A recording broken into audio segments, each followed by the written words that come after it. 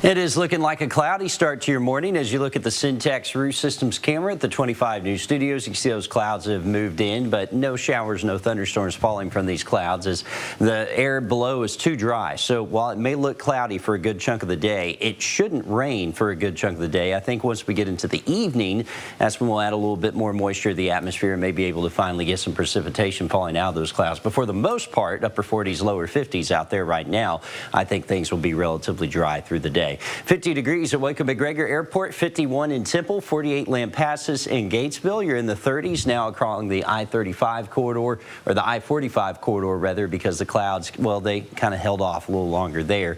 Remember, the clouds act as a blanket, keeps us from getting as cool at night. So numbers that are in the, or winds rather, that are out of the southeast about 10 to 15 miles per hour. So as we plan out your Friday, we'll start in the upper 40s. We're climbing to the low 50s by 9 o'clock, low 60s by noon. And I do think we top out somewhere around 61, 63 degrees in the afternoon. 62 could be a good bet with that cloud cover staying around.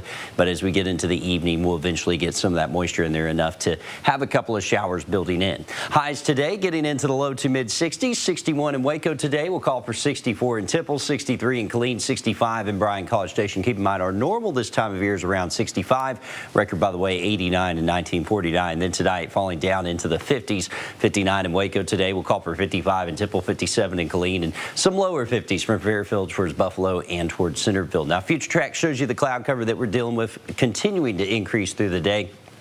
I know there's some green showing up on here, but again, I think there will just be a lack of moisture in the lower levels of the atmosphere, at least the first part of the day. Now, once we get into the evening, a lot of this will likely start to precipitate. We'll see some rain coming. So if you are heading to the game tonight between A&M and Texas down in Austin, know that you will be dealing with some of those showers attempting to build, and it may get wet at times. This is not going to be a heavy rain by any means. Then we get into tomorrow. We'll actually have warmer air work in. Some of us may be able to reach close to the 80s with westerly winds trying to blow in. Now, if those winds take a little longer to get here, and I think they will, then we'll be dealing with mid to upper 70s, and all this out of a cold front that will likely bring some shower and thunderstorm activity, especially east of I-35 as we head into the evening. Behind that cold front, it is going to be chilly. Numbers getting into the 40s and the 50s here as we head towards Sunday, Monday, and Tuesday. We'll struggle to get out of the 40s.